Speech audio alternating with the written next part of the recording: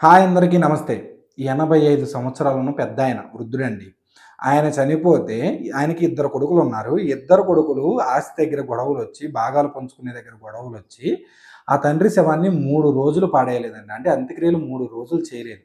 అలానే ఉంచుకుంటే ఫైనల్‌గా లోకల్‌లో ఉండే పోలీస్ స్టేషన్‌కి సంబంధించిన సిబ్బంది, మరియు అదే విధంగా ఆ ఊర్లో ఉండే పెద్దవాళ్ళు అందరూ కలిసొచ్చి తండ్రి శవాన్ని ఇంటి ముందు 3 రోజులు ఉంచుకోవడం కరెక్ట్ అయిన పద్ధతి కాదు అని జెప్పేసి, మీ ఆస్తి గొడవలు ఏమైనా ఉంటే మేము తర్వాత చూస్తాము. ఇదైతే కార్యక్రమం చేయండి. ఈ కార్యక్రమం కంప్లీట్ అయిన తర్వాత మాట్లాడదామంటే, చివరికి తప్పని పరిస్థితిలో తండ్రి శవానికి అంత్యక్రియలు చేశారు. ఇంత దారుణం ఎక్కడ జరిగింది? ఎలా జరిగింది? అని జెప్పేసి ఈ వీడియోలో చెప్తాను. ఎండ్ వరకు స్కిప్ చేయకుండా చూడండి. అదేవిధంగా మన ఛానెల్‌ని ఎవరైనా ఇంతవరకు సబ్స్క్రైబ్ చేసుకోకపోతే సబ్స్క్రైబ్ చేసుకోండి.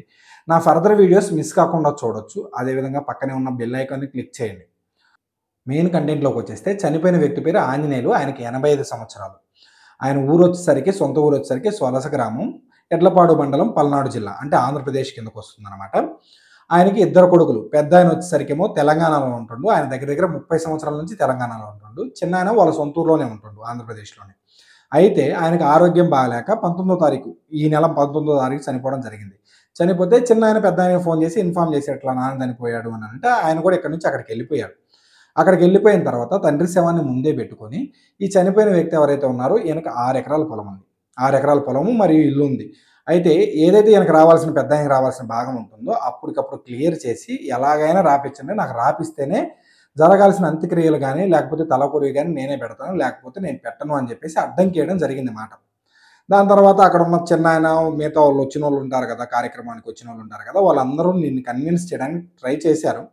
ఫైనల్‌గా ఒక రోజు, 2 రోజులు గడవడంతో చిన్నాయన లోకల్‌లో ఉండే పోలీస్ స్టేషన్‌కెళ్ళి, పోలీస్ సిబ్బందిని కలిసి అక్కడ ఇట్లా మా నాన్నగారు చనిపోయి 2 రోజులయిందండి. చనిపోతే ఇంకా గూడా అంత్యక్రియలకి మా అన్నయ్య ఒప్పుకోవడం లేదు.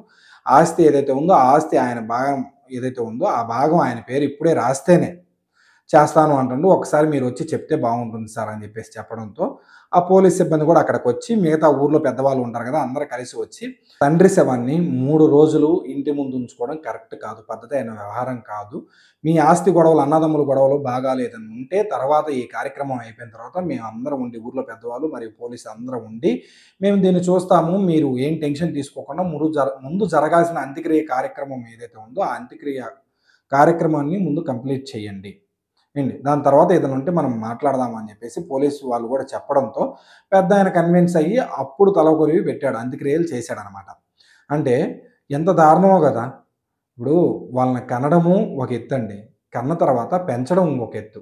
పెంచిన తర్వాత వాళ్ళకి ఆస్తి పంచించే విషయం దగ్గర తండ్రి శవాన్ని 3 రోజులు ఇంటి ముందు ఉంచారు అనంటే ఎంత దారుణమో గదా!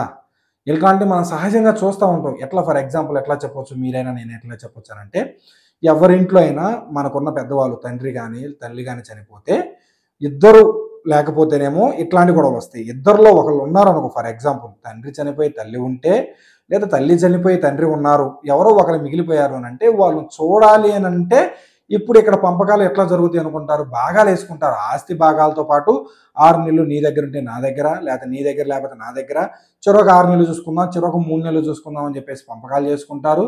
లేదు అనుకుంటే అమ్మని నువ్వే ఉంచుకో, లేతే నాన్నని నువ్వే ఉంచుకో, దానికి భాగంగా ఇంత ఉంచుకో అని చెప్పేసి ఇట్లా మాటలు జరుగుతాయి.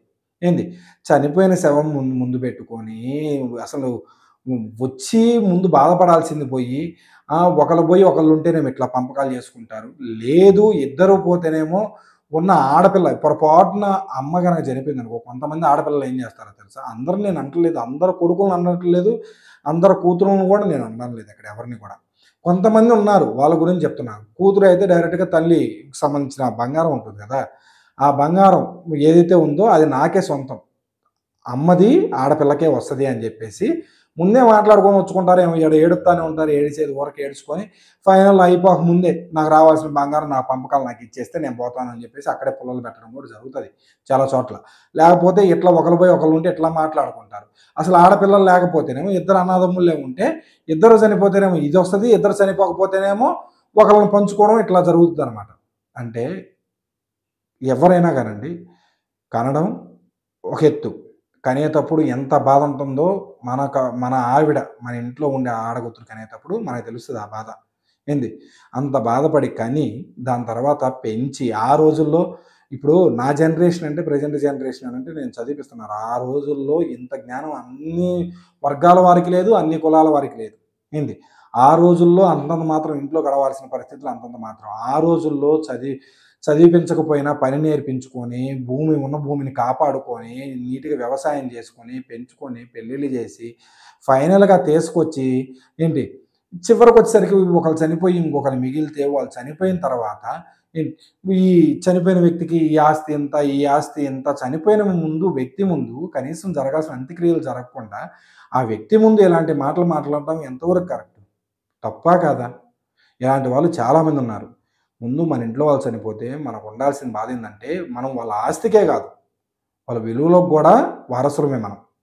నలుగురు జనాలు ఏమనుకుంటారు, లేకపోతే వచ్చిన వాళ్ళేమనుకుంటారు, ఈ విధంగా పెంచారా పిల్లల్ని, ఇంత దారుణంగా పెంచారా అనుకోవడంతో పాటు, చనిపోయిన తర్వాత నిజంగా వాళ్ళ ఆత్మకి శాంతి ఉండాలి అనంటే, ఇది నిజంగా వాళ్ళు చూసే పనైతే 'ఆ నలుగురు' సినిమాలో లాగా వాళ్ళ పరిస్థితి దారుణంగా ఉండదు చెప్పుకోడానికి. ఏంటి? దయచేసి మన ఇంట్లో వాళ్ళు ఎవరైనా చనిపోతే ముందు మనకి ఆ బాధ ఎట్లా? అరే! చిన్నప్పటి నుంచి కన్నారు, పెంచారు, చేశారు. హ్మ్. ఈ చివరికి సరే వయసైపోయింది చనిపోయారు. జరగాల్సింది ఎవరో ఒకళ్ళు ముందు జరిగిచ్చుకొని దాని తర్వాత ఉంటది. ఇది కార్యక్రమం ఉంటుంది. పెద్ద కర్మ ఉంటుంది. పెద్ద కర్మలో మాట్లాడుకోవడం, దాని తర్వాత మాట్లాడుకోవడము. ఈ పెద్దోళ్ళు ఎక్కడ లేకుండా లేరు కదా ఊర్లలో.